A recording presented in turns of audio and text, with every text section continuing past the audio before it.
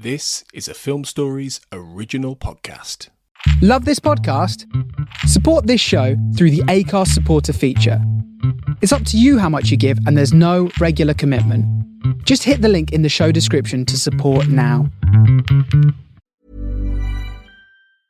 Hey, I'm Ryan Reynolds. Recently, I asked Mint Mobile's legal team if big wireless companies are allowed to raise prices due to inflation. They said yes. And then when I asked if raising prices technically violates those onerous two-year contracts, they said, "What the f*** are you talking about, you insane Hollywood ass?"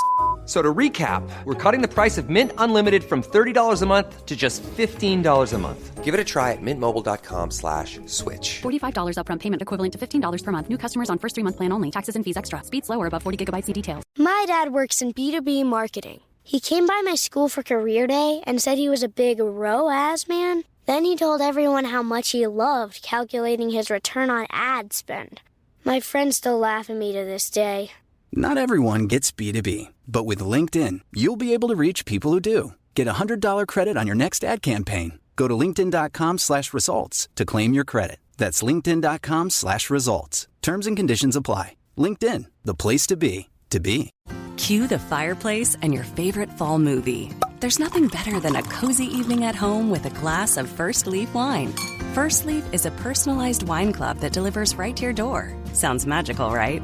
They get to know your favorite tasting notes, which varietals you enjoy, and whether you prefer sweet or dry wines. So in every shipment, you get bottles tailored to your unique palate. Go to tryfirstleaf.com/fall to get your first 6 wines for just $44.95 with free shipping.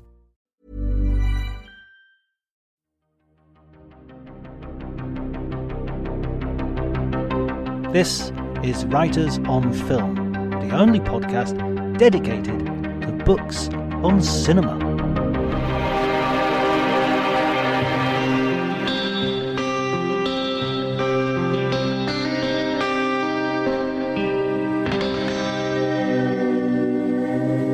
Hi everybody, welcome to Writers on Film. This is a special episode to look at Christopher Nolan's Oppenheimer, and we're going to talk a little bit about Dunkirk, and we're going to talk a little bit about some of the comic book movies that have come out in the past summer, and those which are slated to come out in the future, with our sort of resident expert, James Peaty, who is himself a writer who has written widely for comic books, Doctor Who, 2000 AD, a bunch of places. I'm too long for me to remember, as well as being a script writer and a playwright. I think was the last time we talked to you. You just had a play come on. Well, a short thing. I wouldn't call myself a playwright, but Okay. I've written some bits for theatre. You see, and that's not how you do it, James. You've got to pump up your CV. You do. I mean, like if Steven Spielberg walks past you in the corridor, he's your executive producer. That's how it works. This is true. So just before we came on mic, James was talking to me about a recent cinema experience, which is Blue Beetle, which is the new DC comic book film, which apparently is not very good. James, what did you think? Yeah. It's it's not very good, is it? I mean, I don't think that's really a surprise when if you look at the kind of the lack of success for this film. It was just a very strange thing. I took my daughter and I to see it. She's 10, and she just sort of said to me we went to see it in the centre of town. We went to see it at Picture House Central. She liked that cinema, so that was kind of part of the trip. We were going to go to town, and she said to me, if we hadn't spent the money, we could have walked out. And that's a 10-year-old. Yeah, it's a 10-year-old. And she just said it was, and it was awful. I mean, I think it was just so derivative. And so, I've got a bit of skin in the game as well. I wrote a version of that character for DC back in the day. When I wrote Supergirl, he was one of the characters that was in the run that I had. Although I must admit he was given to me because I took that book over and he was already kind of part of the deal.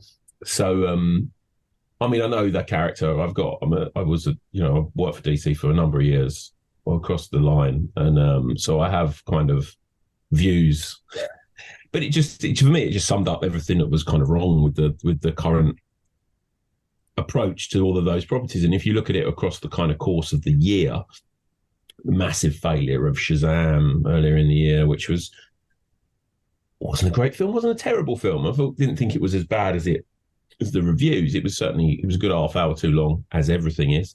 And that was kind of sort of thrown onto the fire. I thought I enjoyed The Flash as a fan of, that character, and I thought they did quite good, interesting things with Batman and that. But again, it's a perfect example of kind of corporate meddling and no clear direction. I think that film was made under 3 different regimes, instigated, executed, and then delivered under completely different management structures and different desires for the company. And then you come to this, which was obviously created. It was just created as like an HBO Max film, a direct-to-video film, basically, which was upgraded to a theatrical release. And you looked at it and you think, why bother? Why bother? I mean, it's just shocking. But I don't know. I think that the generally across the board, I think, apart from a few exceptions, it speaks to a bigger problem within Hollywood, of which I think what we're going to talk about later on is a bit taps into, is kind of the exhaustion of the blockbuster. I mean, I thought Blue Beetle was completely, generic and derivative, and it was like this bit's like Ant-Man, this bit's like Spy Kids, because it's kind of Hispanic kind of character, playing with the kind of with the sort of the cultural tropes there. You've got stuff from Spider-Man, you've got a bit of Iron Man thrown in, and there's no more kind of like creative approach than that. Let's shovel that together. It's not a badly directed film. It's quite nicely done in certain places, but it's just completely generic. And there's you look at it, it cost $120 million. Why did they think they were going to make that money back? It's just crazy. But I think across the board, I've seen a lot of stuff this summer because of childcare and all the rest of it. And some of them I'm genuinely interested in. I mean, if you go from like that Transformers film through to Mission Impossible, the latest Mission Impossible film as well, I just think they all are completely tired going through the motions. And if you look at the films that have kind of done well in that area, the kind of Guardians of the Galaxies and the Spider-Mans, they're very different. They're more creative. They're more imaginative. They take a few risks. They do, within the kind of the what you can do within a blockbuster. But those are the ones that have resonated. And you look at the other ones that are like continuing flat. I mean, Indiana Jones is a perfect example. Right. Yeah. I mean, one thing I watched Spider-Man Across the Spider-Verse, and one of the things that irked me a little bit about that film was the fact that the preposition is the only thing that is different from the first film. It's not Spider-Man into the Spider-Verse. It's across the. I think, wow, is that how we're gonna, even just scrolling through a menu to try to find it is kind of difficult because it's. But the second thing is, I really enjoyed it. I thought it was good fun, and I didn't finish it because I kind of knew where it was going, and I enjoyed the first like hour or so. And after a while, it was just like having sugar rush followed by moments of sentimentality, followed by another sugar rush, followed by another bit of sentiment. And it felt like the bits where he was, you've got to tell your parents who you really are bits. And we're going to have a really weird chase with great visuals and all the rest of it. Felt like they were just totally different films directed by different people, which obviously they kind of are in the structure of how these kinds of films work, but it just felt really detached. I've seen it twice and I enjoyed it both times. I enjoyed it more the second time, I think, actually. I think it's more, and I think that the kind of the coming out scene, so to speak, has quite a good, if you didn't get to the end, has a kind of good little twist as it gets to the end of the film. I think it's too long. Again, yeah. And I think the first film is kind of like a perfect sort of version of what that should be. But I mean, I like the way that, I think where you could, with the criticism you can have of it, which is the truth of other films like of that, the Flash as well plays with this, is that you're talking about films that are only concerned with their own internal sort of mythology. They really have there's no other kind of. I think what was interesting in the first sort of Spider-Verse was that you take Spider-Man and you kind of like, you're broadening the kind of the legend of it. You're making it kind of, you're doing this what you've always done, which is just, the Miles Morales character isn't really that different from Peter Parker. Right. Really. mean, there are differences, but it's kind of remixed a little bit more in different ways, isn't it?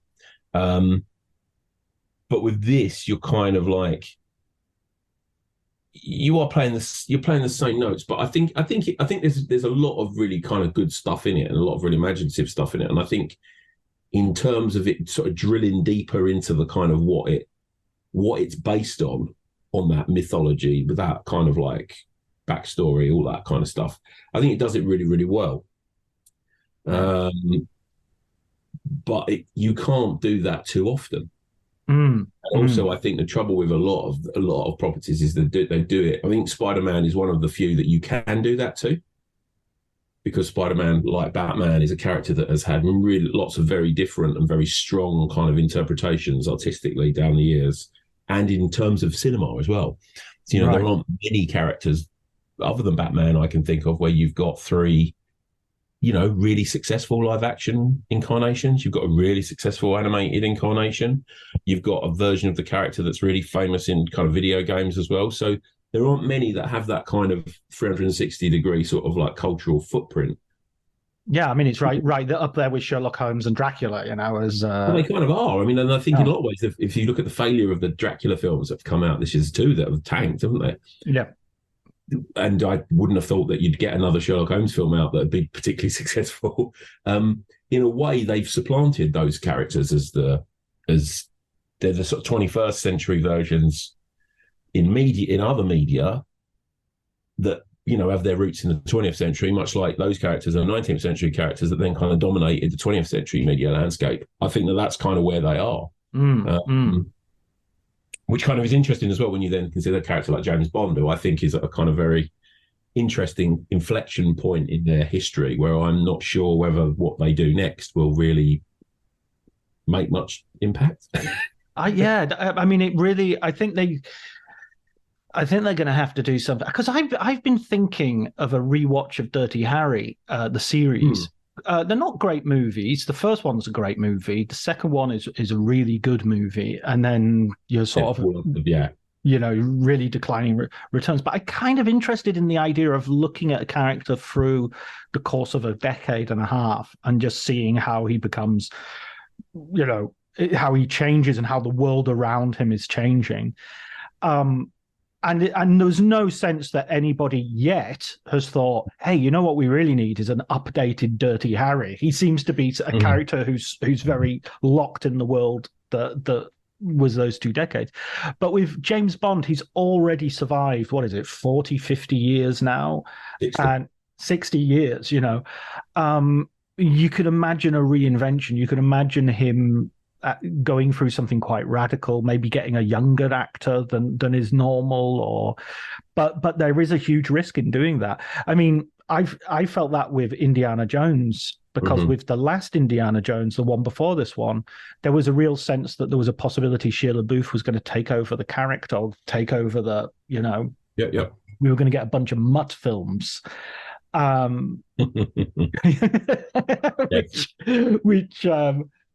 Which didn't. But it's like, no, we're just going to keep Harrison Ford, and when he's gone, this is it. And I don't know. I don't think there's going to be any further exploration. What? I mean, you really hated the latest iteration. What, of Indiana Jones? Yeah, I thought it was I just thought it was a badly conceived film. I mean, I think you can't get away from. I think there's some scenes in it that are quite good. I think there's the bits in New York at the beginning are all right. The minute it becomes an Indiana Jones film, it just falls apart, because you're dealing with the problem of an 80-year-old man who can't do anything. And that's not what anyone watches Indiana Jones films for. Even in like the Kingdom of the Crystal Skull, they do at least a passable job of faking the fact that he's in the middle of the action.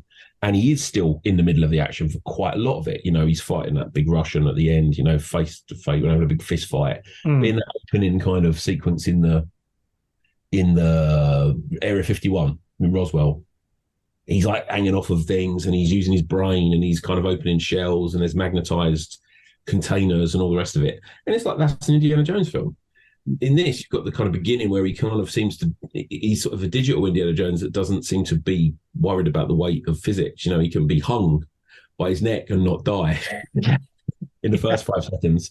And then afterwards, I mean, and it's just, the whole thing felt kind of overly manicured. And also as well, I just think it looked like a film that was just been previs to death. You plug all the bits in together where you got him in close up and you do this, and then he breaks his shoulder during the film. And then at the end, he's shot in the shoulder and he's lying down for like the last half an hour or whatever. And it's like, sort of, that's not really what anyone wants. Yeah. But also I thought that the whole thing of the MacGuffin and everything, and I think Indiana Jones is an interesting one because Indiana Jones kind of approaches, I think it speaks to a broader problem with the whole thing about franchises now and where Hollywood is with them, is that the original 4 films, I mean, I'll include the original 4 films, the 4 films that are produced by George Lucas and directed by Steven Spielberg, regardless of what your view of any of them is creatively, whether which one's your favourite, which one's the worst, whatever, each one is about a kind of set of ideas and beliefs. And Indiana Jones approaches those beliefs and those ideas, that relic, that MacGuffin, as if it is real. So we approach the Judeo-Christian stuff in Raiders of, well, I guess Raiders of the Lost Ark is more Judaism, Last Crusade's more Christianity. You've got the Indian Hindu stuff in Temple of Doom, and then you've got the kind of sci-fi sort of Crystal Skull kind of stuff. But in all of those, they approach them as if they're a real thing. And the rules of that are kind of applied quite rigorously to how they engage with those things. This was like, you've got a dial that doesn't, which is sort of vaguely exists, but doesn't really exist. Archimedes did not travel through time. And it's just sort of there. It's kind of a MacGuffin that's there that allows us to do this last bit, which is just like, it basically looked like Horrible Histories. That's what I thought when I watched it. It was kind of, and there's a thing where you got Nazis kind of in sort of ancient Greece or whatever it was. Was it ancient Greece? No, it was Sicily. It was Sicily that they were trying to, they were flying over in a scene where everybody's running around inside a plane, and I couldn't tell what anybody wanted to actually do. Exactly. So, but that's a great, in a way, that's a kind of great sort of pulp idea. If it's done well, you could say I could have fun, but it becomes.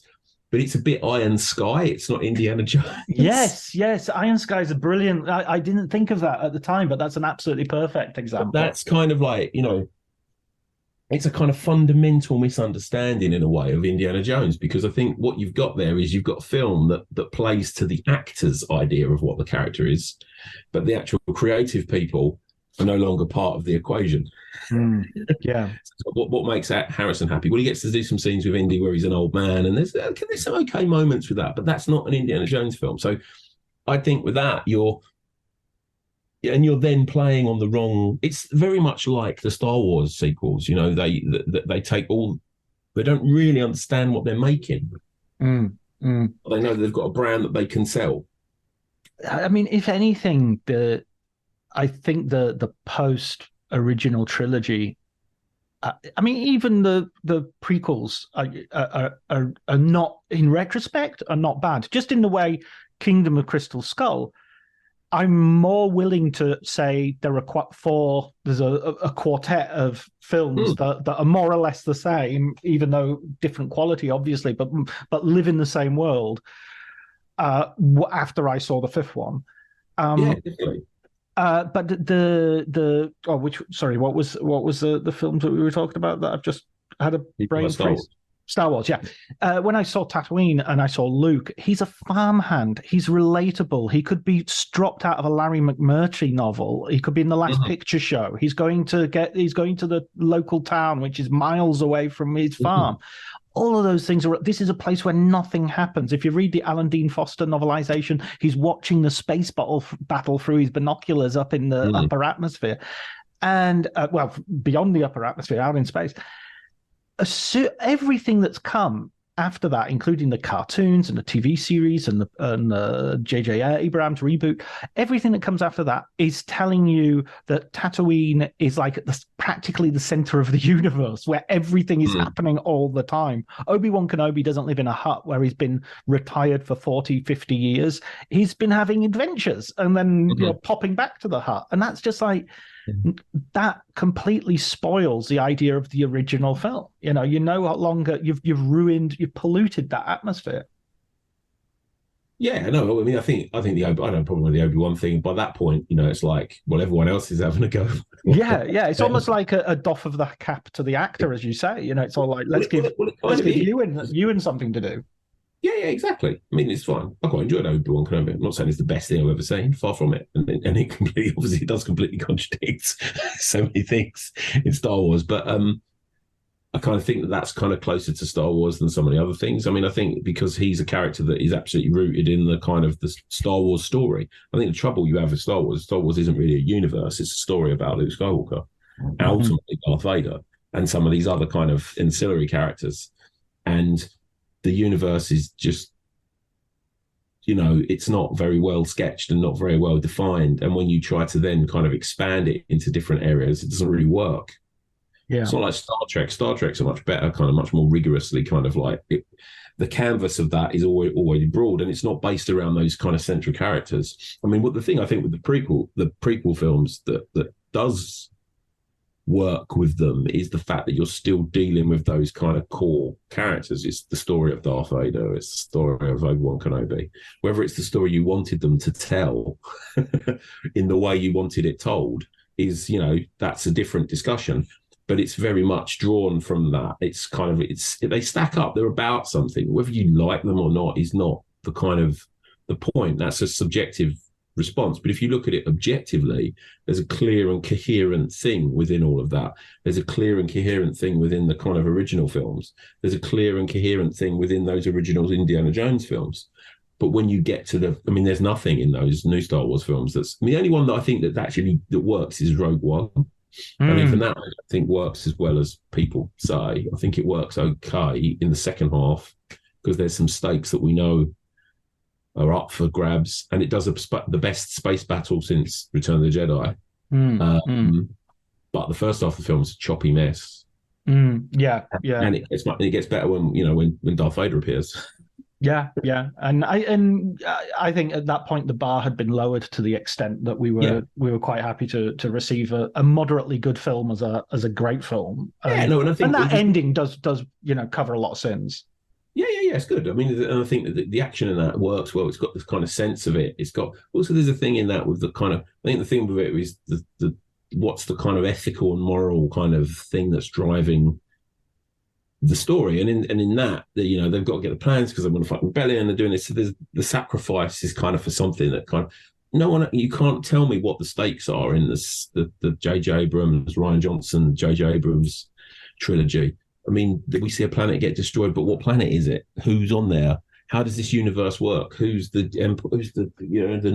first? I don't understand who they are. First Order. Even now, I don't understand who they are. Yeah, the First Order, but they come second. They come after the. Exactly. Can't we call them the Second Order? Wouldn't that be more? Like Right. Let's get to some films that we liked, so that we're not always negging on these poor I think studios. I think this is interesting though, because I think this all kind of like sits within the same kind of. It's all within the same kind of cinematic ecosphere, isn't it? Because if we're talking about Oppenheimer, the kind of the this should have been a film that Christopher Nolan made at Warner Brothers. Right. Like every other film he's made in the last sort of 15 years or whatever. And yet it wasn't. And there are a bunch of reasons for that. And that partly is streaming. That's partly a change of management. That's a change of position. I don't know if you saw the story recently. Apparently they paid him 7 figures, Warner Brothers, for Tenet as a way to sort of make peace with him. Right. Just before this came out. So there's clearly been, some issues behind the scenes, and there's a reason why this is now a huge success for Universal rather than for Warner Brothers. In a year where Universal could have, Warner Brothers obviously could have really used it.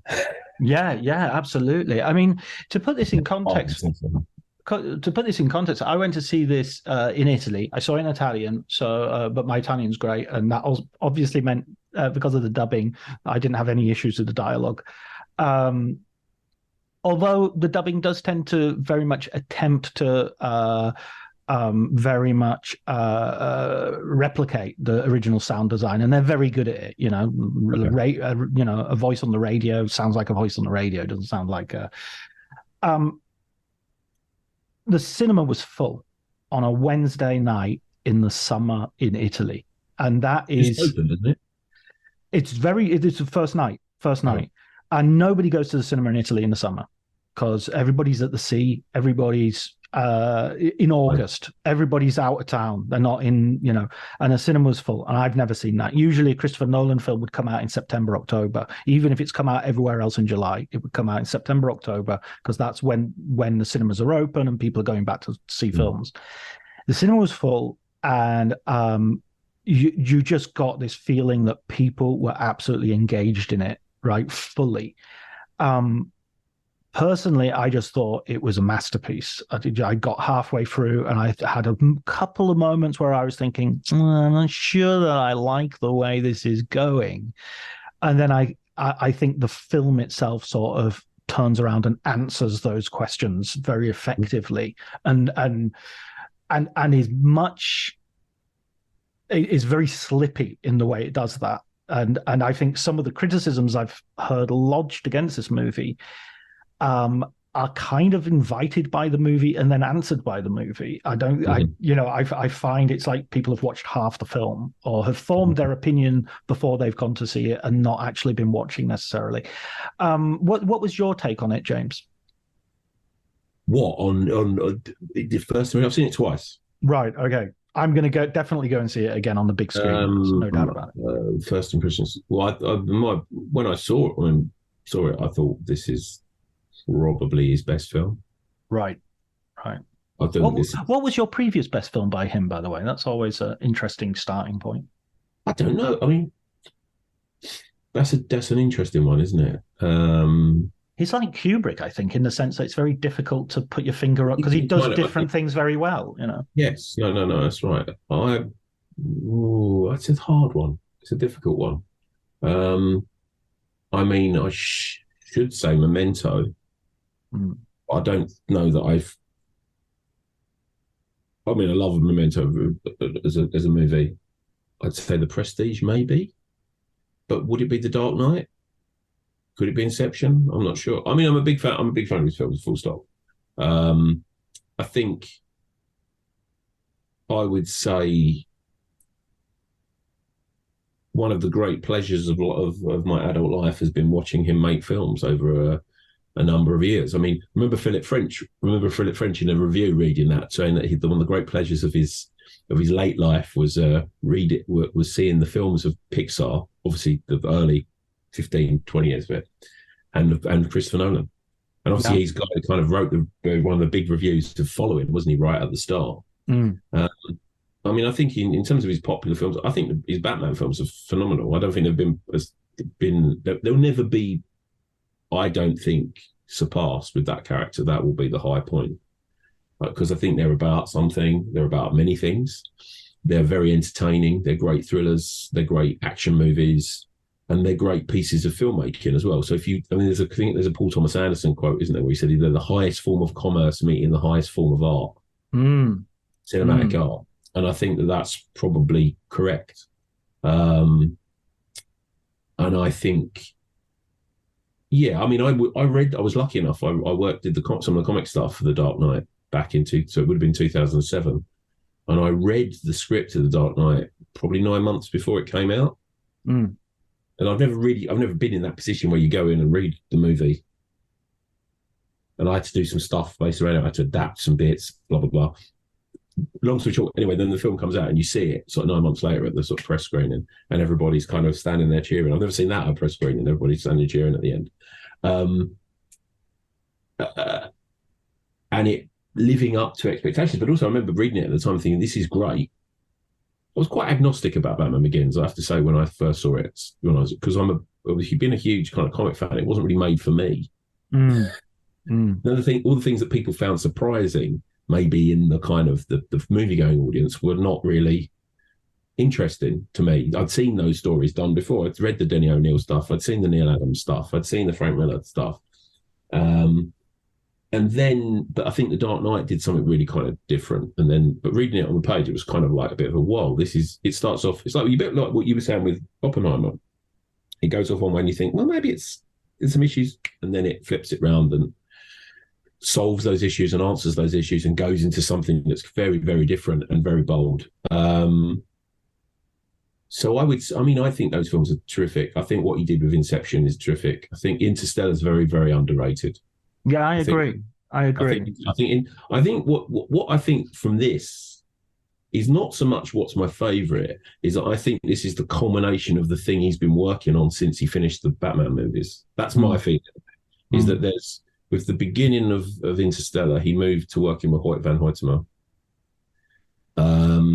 Slowly, what he's been doing over the course of those films, he's been shedding the people he worked with before. So Lee Smith hasn't edited a movie since Dunkirk. Zimmer hasn't scored a movie since Dunkirk. He's kind of opened up and changed, and obviously Wally Pfister left with the last Batman film. So he's got a different kind of era of collaborators. And Ruth de Jong designed this, not Nathan. I mean, Nathan Crowley's designed most of his films, but not all of them. Ruth de Jong has come into this film. So there's a different kind of feel to some of the collaborators. I think Interstellar is a really underrated film, and I think he was going for something there that's that was very different. It was sold as being the next kind of Inception, and it's nothing like that. No, not that sort of film at all. And I think also what he's been dealing with in all these films is about this thing about Oppenheimer. Obviously, Oppenheimer was mentioned in Tenet. You know, the whole thing about. I think there's a big thing in his films now about being older and mortality and the fear of the planet. So you look at like Interstellar, it's a film about climate change, fundamentally. Yeah. If you look at Dunkirk, it's about this kind of all-enveloping thing that you can't stop. You're trying to escape from this. There's this thing about escaping from this kind of crushing, whether that's the future, whether that's climate, whether that's the nuclear fear, all of these things. I mean, and I think in Tenet, that's that. I mean, that's almost like a horror movie. Yeah, Tenet again, I think is underrated. I think that Tenet is a film that I think will be very much reappraised, because I think Tenet is a film. That's his Jackie Brown. I'm saying it now. That's his Jackie Brown. Yeah, it's kind of his Blade Runner as well. I think it's much more than say Inception or any of those. I think I think what's there is there's a loosening of the filmmaking. I think that's the thing that's been happening for a long time with the actors and he's also now seems to be fully in the mode of he's writing the screenplays himself. He's not working with his brother. Something about Interstellar is the beginning of that. Obviously, that's a Jonathan Nolan thing with him as well. But from there, from Dunkirk, Tenet, you're getting him much more back to what he was doing at the very early days of his career. You know, the kind of the followings, the mementos. He is writing these films and conceiving these films whole cloth. He's making them 3 years apart, not doing like one every 2 years or something like that, like he was at certain points. So there's a very controlled thing with the filmmaking, I think. But I do think there's a loosening. I think they're more character-led. I mean, I think Tenet is interesting because it doesn't use any of the actors that he's used in the past. Maybe in a way that it's a kind of step back into kind of the sort of action blockbuster thing. But I think actually the thing I feel is that he's kind of moving away from that. Oh, yeah. I mean, Oppenheimer, I know all the publicity prior to Oppenheimer was it's going to be, they did this nuclear explosion without using CGI and yada, yada, yada. And I thought, well, that is an amazing scene. It's one of it's so well done. But it's not actually the explosion which is well done. It's it's around. Exactly. And 99% of the film is not the explosion. So really, if that's all you're going for, you're not going to get much. And it's almost as if there's, what you're getting is an intense, highly spoken, highly complicated, highly nuanced drama. It's a little bit like Dunkirk. I think Dunkirk played this trick, this sort of 3-card Monty trick, where publicity-wise, where I think everybody was sold on the idea that it was going to be Saving Private Ryan.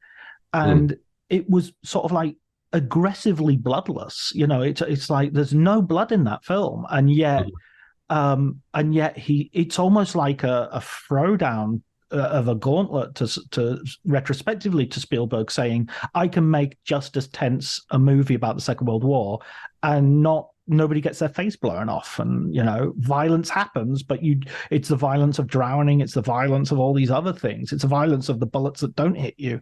Well, he doesn't titillate with violence. He's never done that. He doesn't do that in any of the things. There's a huge amount of horror in Tenet with the kind of buildings going backwards, and that is it's unnatural. There's even though it's not bloody, uncanny. Yeah, it's not right. There's something wrong.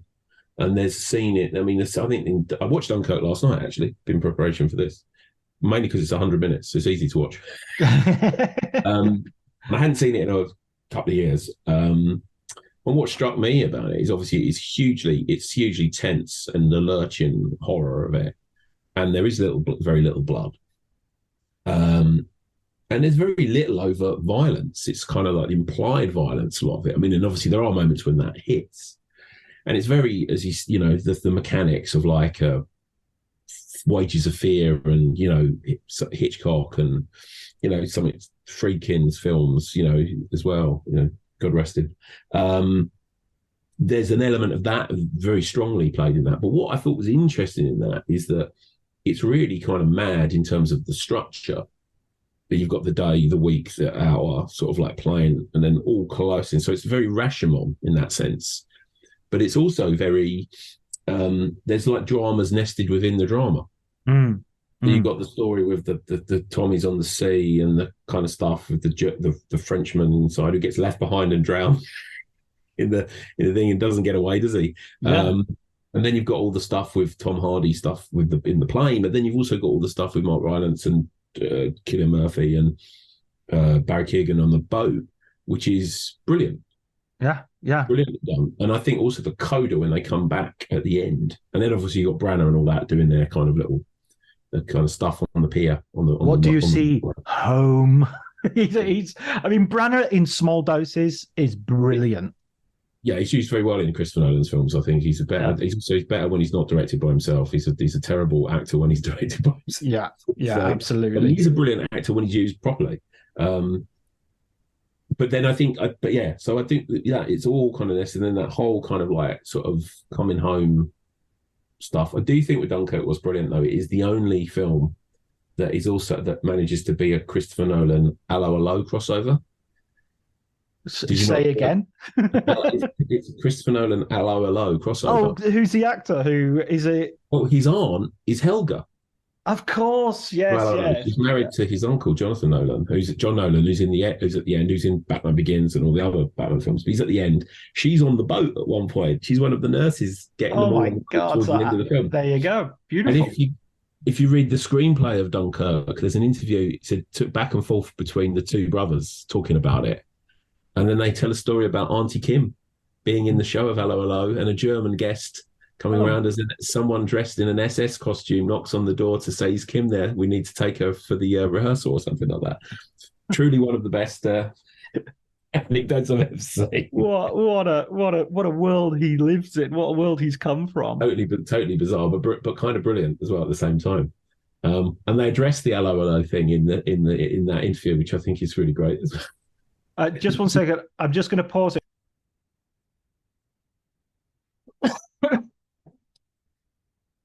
Also, the thing that I think is interesting about Dunkirk and Oppenheimer is that they're his two most commercially successful films.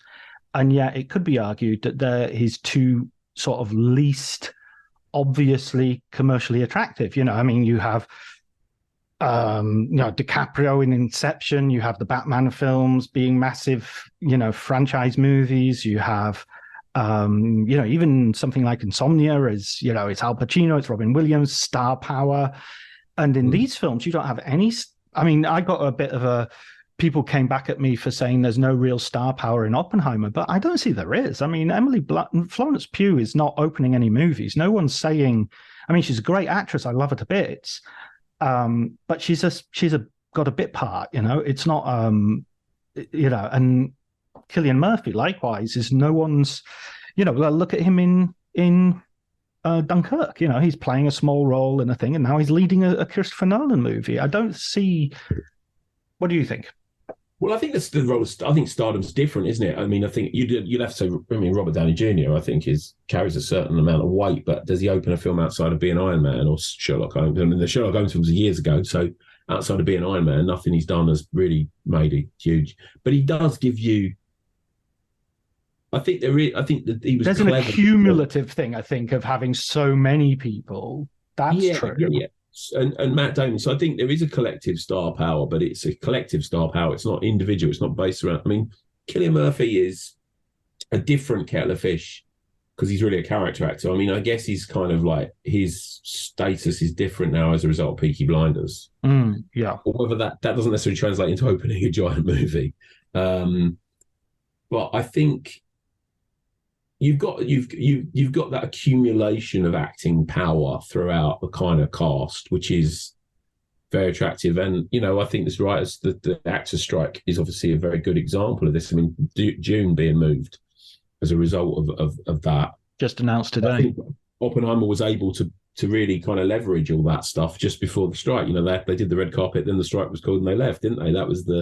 So they were able to get all that. But the amount of material that's out there for them to kind of market, based around, I don't know, Emily Blunt sitting with Matt Damon or Cillian Murphy sitting with Robert Downey Jr. or that thing that was on Google or Wired, which was Christopher Nolan and Robert Downey Jr. together, which was hilarious. Yeah, I enjoyed that. It's a strange thing to see. It was so kind of like good. Those things are usually not that good, but I know they were quite. It was funny. It was really strange. It was the collision of these opposites, and yet, I think there isn't the star power. I mean, I think that there is a kind of collective kind of like weight to it. But I think the appeal of the film is cross-generational, because I know, I mean, a lot of young people have gone to see it, which is clear. Partly that's the sort of Barbie thing, but I know a lot of like my dad and his other half are in their mid-70s, and they went to see it, loved it, and it's like they wouldn't have gone to see a Christopher Nolan film 5 years ago. Right. Wouldn't have done it. So you look at that and you say, well, it's something. I think it's what's clever about it I think is a piece of. You're right about it being a drama. It's a drama, but it's a thriller. It's in a way, it's kind of. We're talking about Dunkirk as a parallel. There's 3 dramas in Dunkirk that are kind of nested within each other, and that's true of Oppenheimer in a slightly different way. You've got this kind of historical kind of coming of age story, which could be a story in and of itself, where he's in Europe at the beginning and he's moving through. And they include the story about the apple, which I think is really interesting. Yeah. And then you've got the middle section, which is the kind of the thriller, which is the kind of very similar to Inception, actually. It's putting the team together to do the stuff. It's like exactly. That middle section where they're preparing the heist and all the rest of it. And then you've got this kind of courtroom drama, essentially, at the end, this drama with people in rooms, which in a way goes back to Following. That's what I thought watching it. It's like watched the beginning. Following is built around these 3 nested things, timelines. He's played with time before in other ways, but never really in this way since Following, which is that you've got this kind of like conversation. It's an interrogation, isn't it, in Following? His uncle and Jeremy, whoever can't remember the actor's name, who's the lead in that. And then the other spokes of the story kind of come off of that. But you've got that kind of intense kind of conversation across the table. And that's essentially what you've got in the scenes where Oppenheimer's being, questioned. And then obviously the stuff with Strauss as well. So what struck me, I think as well, if you watched Oppenheimer and Dunkirk, there's a whole range of influences which I think are interesting. One of them is obviously the influence of Chariots of Fire on him. In terms of music, I mean, you listen to the music of Dunkirk, you listen to the music, particularly the music of Oppenheimer. There's a huge kind of Vangelis. That's a really good shout. That's a very good shout. And I think that the kind of Englishness of Dunkirk actually reminds me of the Englishness of Chariots of Fire. But also the kind of the rivalry between Strauss and Oppenheimer in a way. I know Amadeus has been the one that they've talked about. People. Salieri. I think there's a lot of stuff between Abrahams and Eric Liddell in Chariots of Fire. That's very much, you can see Chariots of Fire is a huge influence on the way they structure. It took a lifetime to find the person you want to marry. Finding the perfect engagement ring is a lot easier. At BlueNile.com, you can find or design the ring you've always dreamed of with help from Blue Nile's jewelry experts who are on hand 24/7 to answer questions, and the ease and convenience of shopping online. For a limited time, get $50 off your purchase of $500 or more with code LISTEN at BlueNile.com. That's $50 off with code LISTEN at BlueNile.com. My dad works in B2B marketing. He came by my school for career day and said he was a big ROAS man. Then he told everyone how much he loved calculating his return on ad spend. My friends still laugh at me to this day. Not everyone gets B2B, but with LinkedIn, you'll be able to reach people who do. Get $100 credit on your next ad campaign. Go to linkedin.com/results to claim your credit. That's linkedin.com/results. Terms and conditions apply. LinkedIn, the place to be, to be. The Prestige as well. In that sense. Yeah. I mean, Prestige is probably one of my favorites of Nolan's, and it's kind of interesting that I read the Christopher Priest book after I saw the film and much preferred the film. It was, the Christopher Priest book's okay, it's good. I'm sure if I'd read it first, I would have been like, this is great. But after watching the movie, I was reading the book going, this is nowhere near as subtle and interesting and doesn't I've never read the book. Yeah. Met Christopher Priest. Right. And the conversation I had with Chris, all he did was slag off Christopher Nolan. Interesting. So I thought, I'm never going to read the book. Yeah. He's, That was very ungenerous of him. So, yes. You'll never forgive someone who does you a good turn, I guess. I think that's a huge kind of influence on it, and that texture and tone of Vangelis. I mean, there's obviously the Blade Runner thing as well. But I think, Nolan is very much in the vein of those filmmakers, if you read the Tom Schoen book, his dad was a kind of ad guy, wasn't he, who kind of knew Ridley Scott and knew Hugh Hudson and knew Adrian Lyne. And you can see, I think there's a lot of Jacob's Ladder in Tenet. I think there's a lot of, and there's a lot of Chariots of Fire in a lot of Nolan's films. I think it's interesting is that the war in Oppenheimer as well, you've got there's a very American view of the war in Oppenheimer, and there's a very British view of the war in Dunkirk.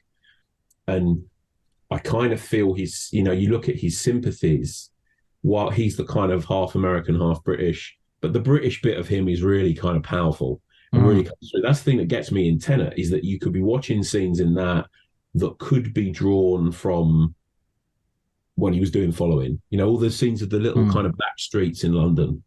Only someone who lived in London and kind of knows London would shoot in those kinds of places. There's an authenticity to that. And Elizabeth Debicki's character is very much a kind of a character I'm sure they, the kind of social circles that him and Emma Thomas come from, that's a person they know. Yeah. Or the scene with Michael Caine in the club, where Now, there's an honesty and a truth in Tenet, and I think all the stuff with Debicki and Branagh, that is such an English story because it's Abramovich. Yeah, that's interesting. And that's interesting. And I've read an interview where he quite likes living in America, and he said, but Emma Thomas really yearns for home. And I think with him, there's a whole thing in this sort of sense of what is America, what is Britain, and that's the tension that's in those kind of those filmmakers as well. Ridley and Hudson, they're British filmmakers, but they're kind of going for America. Tony Scott as well. Is the same. But the interesting thing about Ridley and Tony is, and I do talk about them by their first names like that because we are pals. In Tony's case, we were. But they never made a film in England. As in they never made a film, unless I'm skipping something. Maybe you could argue The Duelists, but not really. Ridley Scott doesn't make a British film. I'm not talking about the production, obviously. I'm talking about the setting.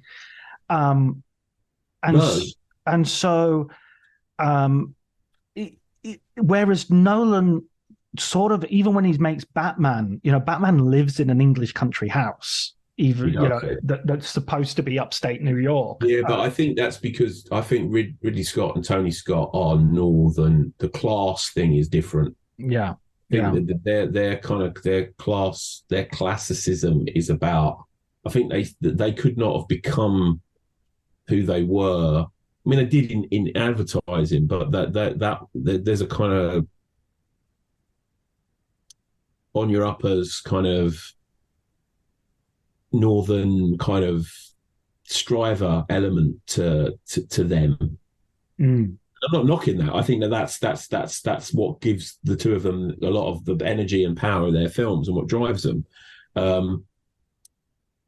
But I think but Nolan is someone of boarding school. You know, he's the upper class. You know, he's at the very least he's the upper middle class. You know, it's like, and Emma Thomas is you know, she was going to either go into the diplomatic and she ended up becoming a film producer. So you know, that's or MI5. Yeah, they're drawn from or MI5. Yeah, they're drawn from a very different kind of strata of English society. And I think what's interesting in that, he said, the public school politics allowed me to navigate the politics of Hollywood. I can do. I don't think he comes in as a salesman in the way that Ridley Scott comes in and says, I'm going to do this, and the way Tony Scott used to do that. I think he's much more political. I think that's the other thing that's really interesting in Oppenheimer is it's his most political film. Oh, absolutely. And I mean, I can't think of another filmmaker who would feature as its main character a quasi-communist and elevates him, who would, I mean, you know, Warren Beatty made Reds and sort of, you know, would be... Well, like Reds was interesting. I think Reds was a film I thought of with Oppenheimer. Well, that's the last film I can think of that had a communist as a main character in a Hollywood movie. I think, well, you'd have to go back to the left. You'd have to think of stuff like Good Night and Good Luck, maybe. And he's not communist. Yeah, but it's not communist. That's a liberal, you know. But it's the last time I've ever heard anyone talk about sort of Harold Lasky in exactly, and being a fellow traveler. And supporting the Spanish Civil War. I mean, and all that stuff is obviously, you know, I've read the book American Prometheus, which is, you know, what Nolan's basing his screenplay off. And it's extremely, that's all in there. It's none of this is in any way. In fact, I thought, I mean, that's where I think criticism of the treatment of Gene Tatlock is wrong. I mean, and his wife is wrong, Kitty.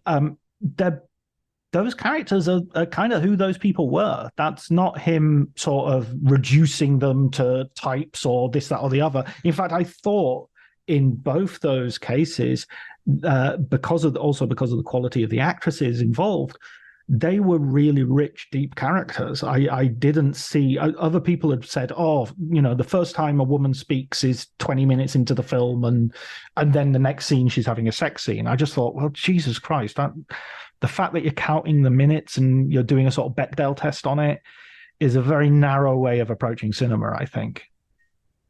Or anything. Yeah, exactly. Or I mean, if we're going to do a numbers game, it's ridiculous, isn't it? I mean, the Tatlock thing is, she's a major part of it. She's a small part, but she's a very important part. Yeah, absolutely. And it's the thing for Emily Blunt. I mean, it's totally under sort of like statement about Emily Blunt, because she's like in the background. If you watch the scene where where he's being questioned and she's sitting behind him and she's kind of doing whatever she's doing with her hands, you know, she's there. Yeah. You know, if someone doesn't say anything in a scene doesn't mean they're not like stealing the scene or not hugely important. And also there's a reason she sat behind him as well. I think that's what's fascinating about it is if you watch that film and say it's all about the kind of the foregrounding and, you know, the valor of the white man, you haven't watched the second half of the film. It's about the absolute destruction. And there's the bit where she grabs him, isn't there, where she says she can't commit the sin and then kind of like, I can't remember what the line is, but you absolve yourself of the guilt, you know, with that. And she kind of basically slaps him back into thing. And he goes to see his mate and he says, we're terrible, selfish people. It's like, that's because people can be terrible, selfish people. You know, it's that's unfortunately the way people are, you know. Who he then sells down the river. If you're paying attention, he then completely betrays.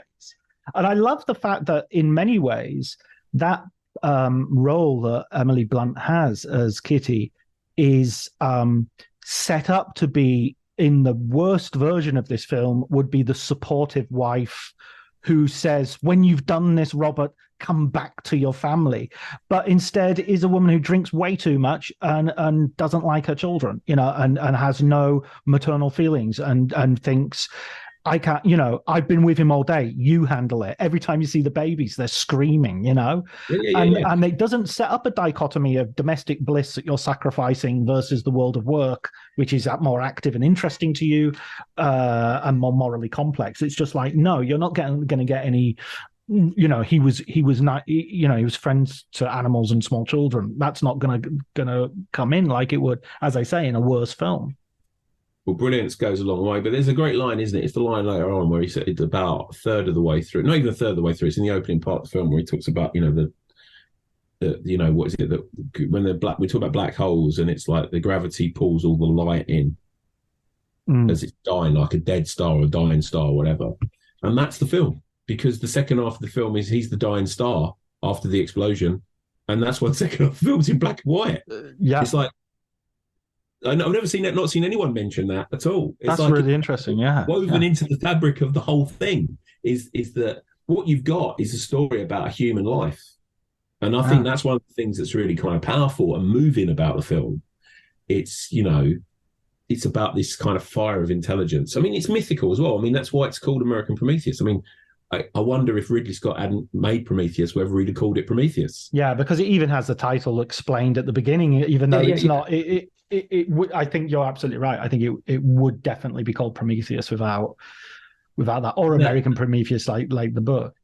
I also thought it was very interesting right at the beginning that it had those subtitles of fission and fusion, and you thought, oh, okay, here we're going to get like a Dunkirk thing, and those are right at the beginning and are not sort of mentioned, but they sort of organize those two strands of his interview and the interview with Schutz. Well, that's right, and I think that it is like Dunkirk in that sense. Is that it's a double strand rather than a triple strand. So you've got and I mean the kind of the difference between fission and fusion is a kind of what you do, you crack open. I mean, I wonder how much of the filmmaker that I think is a huge influence on him, which is massively under kind of discussed, is David Lynch. I think he talks about that, and I think if you watch Tenet, I think there's red rooms and blue rooms. There's blue and red. It's like it could be the red room in Twin Peaks. You've got the blue room, which is very like the stuff in Blue Velvet. You've got people wearing masks, like Frank in Blue Velvet. You've got people talking backwards and moving backwards, like in the red room in Twin Peaks. I mean, it's like. That's very interesting. Clear. I would never think of him as a. I mean, that's the other thing is I've never seen a film, and here I would compare it to, say, The Theory of Everything, a film that I didn't like, where the idea of thinking about stuff was actually visualized in a compelling way. So when you see the idea of when he mentions the quantum field and you actually see a lot of abstract images on the screen, that actually struck me. And here I would compare him. Hopefully he's not going to be buried under all these people we're comparing him to, but here I would compare him maybe someone like Terry Malick doing, looking at the universe and saying, okay, how does the universe work on a macro level and a micro level? And that to me was much better than sort of, Eddie Redmayne, stirring a cup of coffee and going, oh, spirals, maybe that's like a galaxy. Well, it's interesting. The film opens with the raindrops, which is a very Malick kind of shot, a kind of a very Tarkovsky type of top shot as well. And that's not in the script. They added that in the edit. That's like in the script. That's interesting. And the fire, and it starts with water first and the nature. And it's perfect because that then ties to the end where you've got the vision of the kind of the explosions in the atmosphere, all these drops. Yeah, that's on the maps. I mean, I think the visualization of abstract ideas, and also the transformation of abstract ideas into an emotional response. I think it's a very, very emotional film. Oh, absolutely, yeah. Yeah, it's really, really powerful, and that's why I think the connection to kind of Interstellar is there. And that's why I think it's true in the other thing in Dunkirk and Tenet. I think there's a huge amount of that great scene in Tenet where she sits down and talks to John David Washington in the restaurant and lays it out. Yeah, that's fantastic, and that's kind of where his films have kind of been going, and I think you see that kind of reach fruition in Oppenheimer.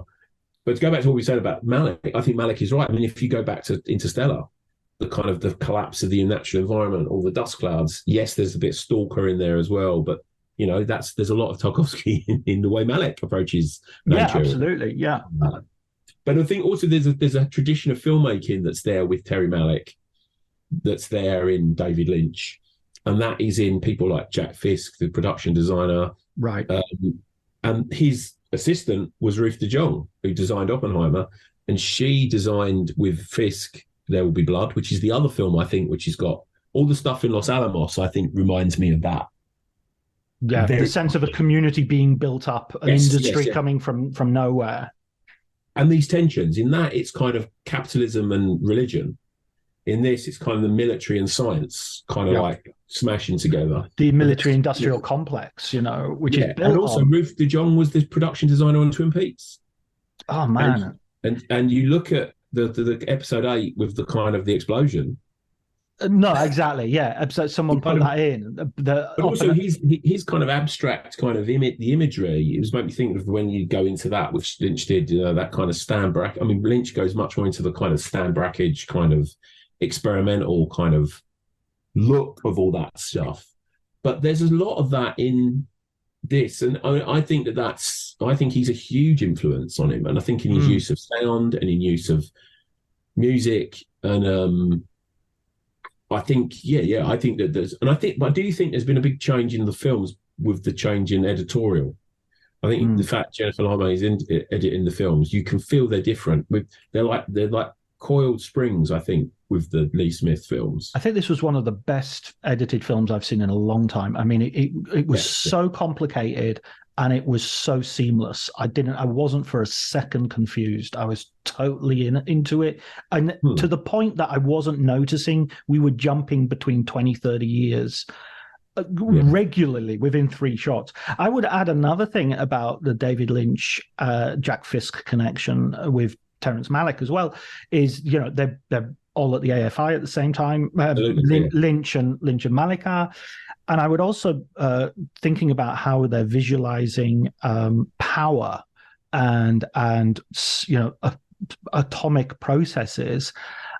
Lynch, from the very beginning of his career, is fascinated by electricity and how electricity is something that we just take for granted and is actually this terrifying force that surrounds us, and we're using it to power our lives. But you know, the crackling electricity is a trope that he uses, and I think in Oppenheimer that electricity becomes a sort of quantum world of energies and forces and strong nuclear force. Well, and also you go back to The Prestige.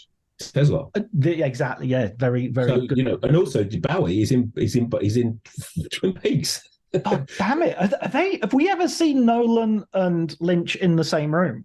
No. He doesn't talk about him in the Nolan variations. Not a lot. Everybody kind of looks at him. I mean, I always thought with like Memento and stuff like that. When you looked at his version of America, it feels to me very Lynchian. Yeah, I think there's hotel rooms and diners. There is in Insomnia as well. There's a kind of sense of that. There's also but those are both drinking from the same noir well, so there's a little crossover there. Yeah, I think in Inception there's a certain amount of it's not Lynch in some respects, but there's a Lynchian kind of idea that's in there. But I also think with him it's Cronenberg as well, because if you look at Memento, you can look at that and say that's very like a Cronenberg film with the tattooing and the loss of memory. The scene in Inception, isn't there, where they're all kind of sleeping, which is very similar to a scene in what's the film? Existence. Existence, yes, but also Naked Lunch, where they get with the mugwumps. There's where they're going into they come here to kind of get the drink off the mugwumps. I think is towards the and then you can look at Dead Ringers and see a kind of very strong connection with like something like The Prestige, with the two characters and the twins and the, you know, there's a lot of those kind of there's a lot of those filmmakers that are never talked about in terms of his work, which I think are really deeply embedded, because Cronenberg's a very literary filmmaker in the way that he's a very literary filmmaker. Yeah. But Lynch is a very emotive filmmaker in the way that he's a really emotive filmmaker. Yeah. And he's, I mean, people talk about him in the kind. I mean, he's kind of unusual. I mean, he's kind of unique, really, as a filmmaker in the world. In that, what he brings to the mainstream is kind of what no one else in the mainstream does. Because you can look at it and say, yeah, there's a very strong James Cameron influence. There's a very strong influence of Ridley Scott and all the rest of it. But his films aren't really like their films. No, not at all, not at all. And I think in the depth of complexity, I mean, I enjoy James Cameron, but I wouldn't look at Avatar and think I'm going to go there to think. I mean, it's got stuff going on, but I wouldn't. To me, it's Harry Harrison. It's not Philip K. Dick. No, that's right. With David Cronenberg is that. That's where you go to David Cronenberg for that. Mm-hmm. And to be honest, you get a much better kind of adaptation of Philip K. Dick from David Cronenberg than you would from Ridley Scott. Right. Because Ridley Scott adapts the world. He doesn't really get the Philip K. Dick. No. Philip K. Dick is too 60s and too sort of countercultural. And whereas a film like Videodrome or a film like Existence is Philip K. Dick. Yeah. It's not a Philip K. Dick story, but it's absolutely drawn from it. Like, there's more, in a weird way, there's more of Philip K. Dick in something like Total Recall than there is in Blade Runner. Yeah. No, I definitely, the taxi driver is a classic Dick character. One thing I want to say before we finish up with Oppenheimer, which is one other criticism. We've already talked about the sexism that has been perceived, which I would push back strenuously. I'd also argue that there's this argument that we don't see the result of the atomic bombs. We don't see the Japanese cities of Hiroshima and Nagasaki. I would add, you don't see any of the Second World War. You don't. I mean, again, for me, a lesser film would have him sitting in a room, sitting in a cinema, watching, German troops walk into Warsaw and going, or seeing some sort of the Jews being, harassed on the street after Kristallnacht and sort of saying, okay, we're going to have to do something about these guys. You know what I mean? The whole thing, even when they're talking about the Nazis, we need to get this before the Nazis. It's almost ranked as a scientific competition with his, the flashback you get is to him meeting Heidenberg. It's not to him, not to him experiencing anti-Semitism. That's spoken about, but it's not, you don't see that. It's not part of his lived experience. He hears about it from another character. And he even sort of, when he meets that character, sort of said, is kind of like, well, I don't really think about my Jewishness much. I'm not, that's not part of my identity to a great extent. And so you have this So this criticism that somehow the film betrays the people of Japan because it doesn't, I think it's just utterly misguided, because that choice of not seeing that is because you get all the results of that much more powerfully by not seeing some sort of Terminator 2 shot of Nagasaki being blown up. I think you get it. You get the excitement of them putting the team together and getting the bomb together, and the excitement of the test. And right at that moment where they're all triumphing, you feel uneasy and queasy, and the film feels queasy. Take the sheet in, and from then on, you are constantly feeling that this is screwed up. And somebody said in a review that they wrote that was very negative, said, it's not made clear that Germany is already out of the war. It's mentioned like 4 times in the course of the film prior to the bomb being tested, being dropped on Hiroshima. Germany has surrendered, Germany has surrendered, Germany has surrendered. Maybe 3 times, but it's there in the movie. There's no sense that. What's your take on it? Well, I think also there's a shift, isn't it? There's that scene where Oppenheimer comes in to the room where they're having their meeting, and they say that Germany are out of the war. Why are we still doing the bomb at this point? He says we can't let the Russians have. Doesn't he say we can't let the Russians have it? It's like it's. And I mean, that, by the way, that isn't necessarily conspiratorial Americans, terrible Americans. I mean, Stalin was working on the bomb, and if Stalin got the bomb, let's put it this way: the stakes of this film are not a Twitter post. Yeah.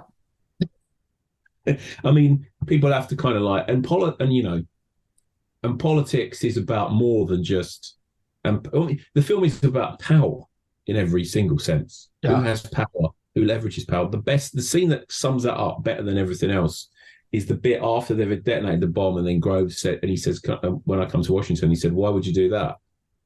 Yeah. Why would you? It's like you're useful. And his mate earlier on says to him, "They won't. What about when they're interviewing the scientists?" He says, "Well, what about when they don't need you anymore?" And that's a great thing. It's about power. It's about power in every sense. He's unleashing power, but the power you unleash is not the power that you're necessarily going to use. Who is going to use it? I mean, the scene with fucking Gary Oldman is kind of amazing, unbelievably good. And that thing of like saying as the door is closing, I don't want to see that guy. One criticism of the film though is that he looks more like Alan Mullery than he does than Harry Truman. Gary, he does love his makeup, doesn't he? But he's great scene. It's phenomenal, and it's like that's the one time he comes into real direct conflict with power or confrontation with power, and he's reduced to a child. Yeah. He's treated as a child. He's emasculated. And get that crybaby out of here? Yeah. I dropped the bomb on Hiroshima and Nagasaki. It's like, and that is. And Truman is in many ways, is a great president. If we look at it kind of in the broader scheme of things, Truman did that thing. And there's a debate about the dropping of the bomb in Japan. Is that would the Japanese have surrendered? If they hadn't dropped the bomb, that you're talking about hundreds of thousands of lives that would have been lost in trying to take Japan. Now, you can argue the toss with that. I mean, that argument has largely been settled. I think it's a complicated debate. I think the point is it's not reducible to just saying you don't see the Japanese, but it's like you can. But would you ever adequately express the horror on a film, on a movie screen? I mean, Hiroshima Mon Amour maybe does that with Renee using real footage from Japan at that time. Well, I mean, the thing is, the film has the opportunity to do that. I mean, the one thing I'd say historically, I think it's been fairly settled that the Japanese were in negotiations for a total surrender, and the Americans were actually pushing it off because they wanted to use the bomb to show Stalin that they had it. The second thing though is when you have that scene where they're looking at the consequences, they're going through it like almost like a debrief, and this is what was happening to people who were this far away from the explosion, and this was what and that's the point. Nolan could easily show those pictures and we would go, oh my God, but we just focus on his reaction. It's just what it's doing to him. And I think that's a really conscious decision. I'm not saying that necessarily makes it a good thing, but it's not that he's just forgotten about the Japanese. He knows that he's got an opportunity here where he can show the images of the Japanese, the devastation that the bomb wrought, and do it within the rules that he has provided for the sort of subjectivity of his camera. He doesn't do it, I think, because he's trying to get it to an even bigger point, which is not only the suffering that this caused the Japanese, but how this is to this present day endangering the entire world. Well, and it poisons the world, and it poisons the United States. I think that's the kind of scene with Truman, isn't it? This is like, who are the good guys here? Who are the bad guys here? But also that once the genie's out the bottle, you can't put it back in. And this is true of all forms of technological advancement. And the thing with Oppenheimer as well, it's also about ambition. I think this is the thing that's interesting with the comparison with Dunkirk, is what you have in Dunkirk is there's no central character. It's a kind of collective effort to kind of survive the war. So the war there, seen from a sort of British point of view, it's a collective endeavor. You know, that's why, you know, it's interesting to listen, you know, talking about the sort of like the Tories after the war. One of the reasons why a lot of the Tories, the Wets in Thatcher's cabinet, couldn't really be aggressive against the working class in Britain is because they'd served with them in the war. Right. All of the Thatcherite kind of stuff happens after there is a massive sea change in the kind of the nature of the Conservative Party.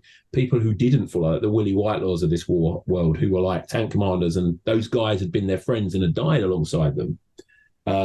When they're kind of out the way, then you get this kind of much more aggressive kind of class war. So that's a very embedded kind of like notion of the war in the UK. I think it's interesting in Oppenheimer that it's about an individual. That's a very American view. Yeah, I dropped the bomb on Nagasaki.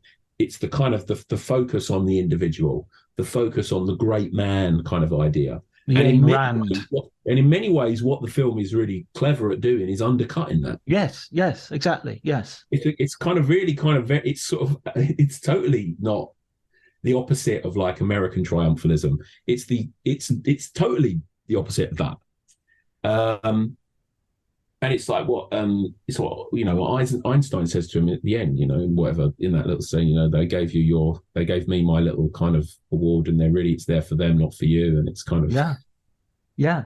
And that's heartbreaking, the scene at the end when it's there, and then you see her not shake Teller's hand because of, you know, that's fantastic. But the point of Oppenheimer is he's a great man, but also a terrible man, and he's a strong man, and he's a weak man. He's all of these. He's a man. Yeah. That's the point. He's incredibly rational, and he's also insane. I mean, there's processes in this, and he always was. I mean, the thing with the apple, you don't poison your professor's apple just because he screwed with you in the laboratory. That's a ridiculous act to do. A man of rationality, and a man of passion, and a man of appetites, and a man, and all those kinds of things. And that's the thing about the film. It's not this reduction. I mean, that's just a casual thing where he admits to sort of screwing one of his best friend's wives, and it's just like, oh yeah, of course, which is sort of subtly hinted at in the film, but never kind of confirmed until that point, and it's a throwaway thing. But there's the whole thing in it as well, though, isn't there? Of I think this thing of the kind of American exceptionalism, and I think it's.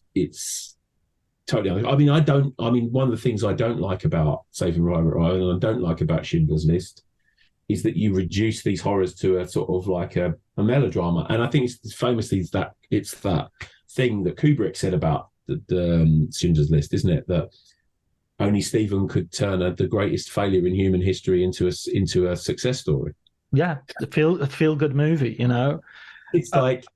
Yeah, I mean, I'm not in the kind of the quality of the filmmaking or any of that, or the acting, but I do have a problem with that. I always have that. I don't think Spielberg, as a filmmaker, really has ever stood up. He can do that. I don't think he delivers on the promise of those kind of films. I find those films far less human and engaging and interesting than he's more kind of, you know, sort of like a throwaway. Or yeah. Or I mean, to be honest, I find sort of Belloc kind of a much more kind of understandable, nastier kind of villain than, say, Goethe in sort of Schindler's List. I find, you know, that's just sort of, you know, not that Ray Fiennes is not a great actor, and that's not a really good performance, but I don't know. There's an element with all those films. It's just you don't buy it. You just don't buy it. I think that's the problem I have with that. And the same is true of Amistad as well. I think is they're kind of really, and the same with Lincoln as well. It's like that's a very kind of stolid, staid, kind of uninteresting film in lots of ways. I think it's a really superior TV movie with two amazing performances at its heart. You know, it's Absolutely. Tommy Lee Jones and Daniel Day-Lewis sitting together and acting it out, and it's just gorgeous. But yeah, I mean, going back to for when you said, I thought that was absolutely right what you said. This Ayn Rand idea of the individual, this powerful man who's going to dictate history, and Atlas Shrugged, and all the rest of it. And yet, at the end, I loved the line with Robert Downey Jr. where he's obsessing over Einstein not saying anything to him, and the sort of the cabinet aide, the government civil service guy, just says maybe they had more important things to think about. Exactly. And I just thought that summed up the film. This whole human melodrama that Spielberg would have given a line that justified that, and then you go back and obviously we're spoiling everything here. The line that I loved and which devastated me was, you remember when I asked about us destroying the world? Well, we did. I think we did. And I just think that isn't about that. To me, is about the nuclear threat. It's about the present day situation with climate crisis. And it just struck me as almost like, Jesus Christ, could this be, if you shot this film out on some sort of solar satellite that would just go out into the world and aliens would pick it up from millennia, this would be the film that would say, this is why they're all dead. This is why they died out. This is the justification. This is a requiem for the human race. Yeah, well, I think the you're right. I mean, I think the shadow of it as well is what goes. I think what's interesting in that bit, it's maybe they were talking about things that were more interesting, but also that it's Kennedy who is the junior senator from Massachusetts who, screws Strauss over, and at the same, but Kennedy will be defined by the nuclear issue. Yeah, the Cuban Missile Crisis.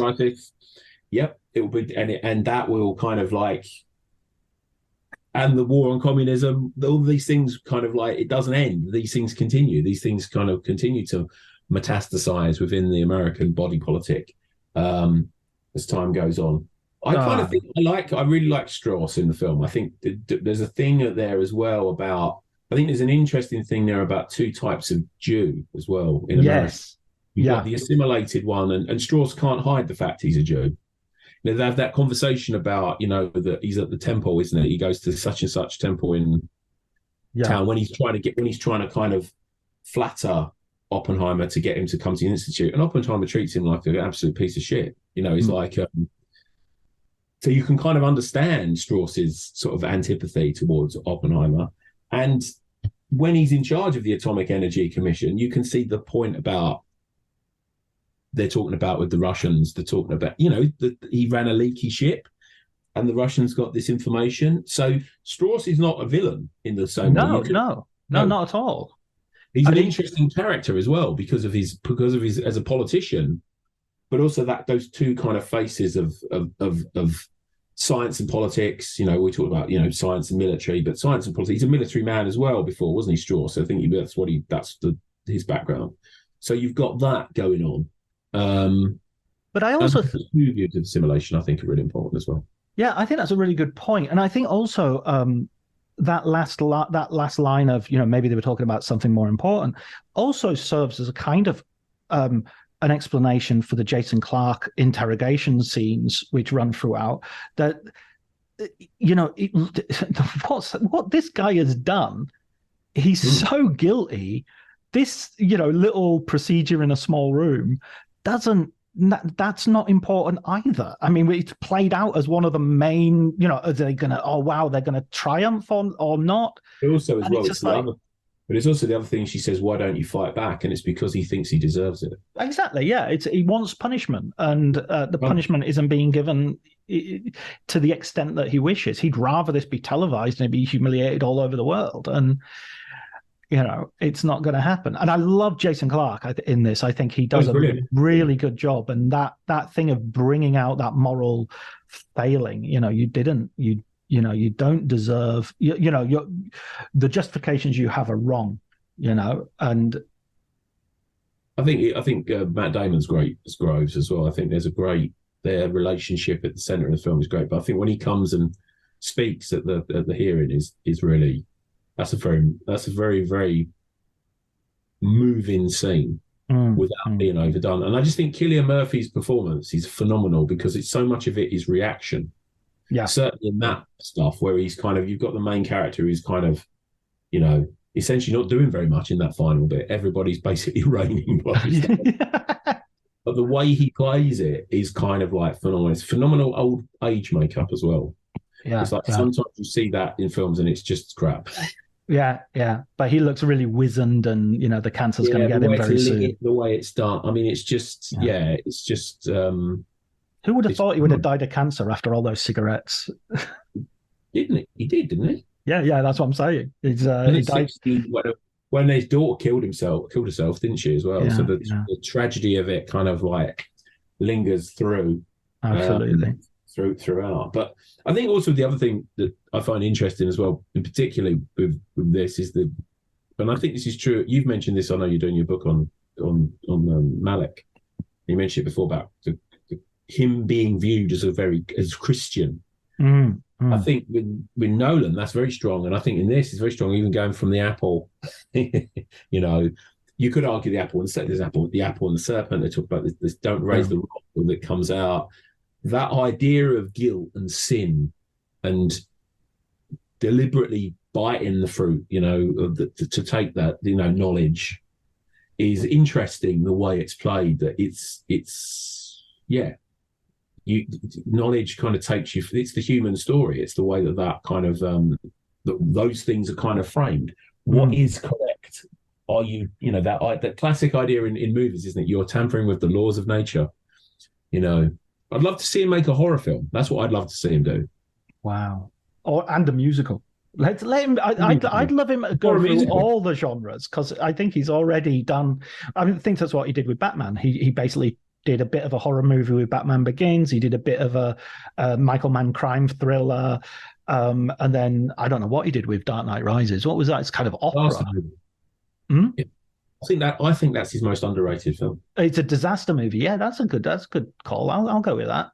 I think that's his most underrated film. Oh, that's my favorite Batman film, actually, of the three. Wow. Well, I'm much maligned, but I definitely loved it. I was definitely. Listen, James, that's absolutely brilliant conversation. I really enjoyed talking those things over with you. You've opened my mind to loads of new points of comparison and points of connection. I can't wait to go and watch it again on Monday. Brilliant. Will you watch it in?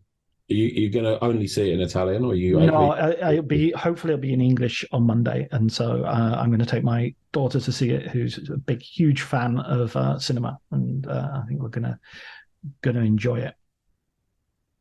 Yeah, brilliant, James.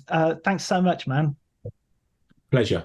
And we've got to talk James Gunn and Alan Moore. I think we've got to do an Alan Moore. I think we were going to do that, weren't we? Yeah. That's still on the docket. Yeah. Will you let me know, and we'll fit it in. Brilliant. Take care, man. You too. Thanks, John.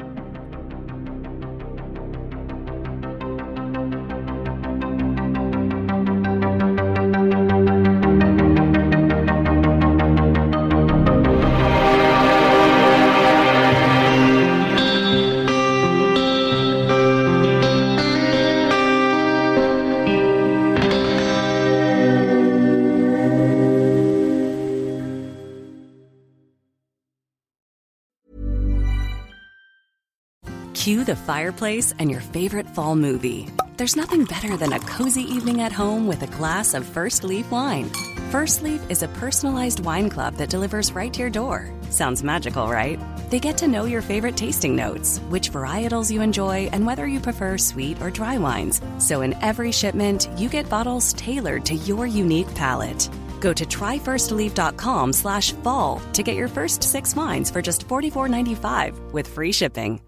This episode is brought to you by Progressive Insurance. Fiscally responsible, financial geniuses, monetary magicians. These are things people say about drivers who switch their car insurance to Progressive and save hundreds. Visit Progressive.com to see if you could save. Progressive Casualty Insurance Company and Affiliates. Potential savings will vary, not available in all states or situations. My dad works in B2B marketing. He came by my school for career day and said he was a big ROAS man. Then he told everyone how much he loved calculating his return on ad spend.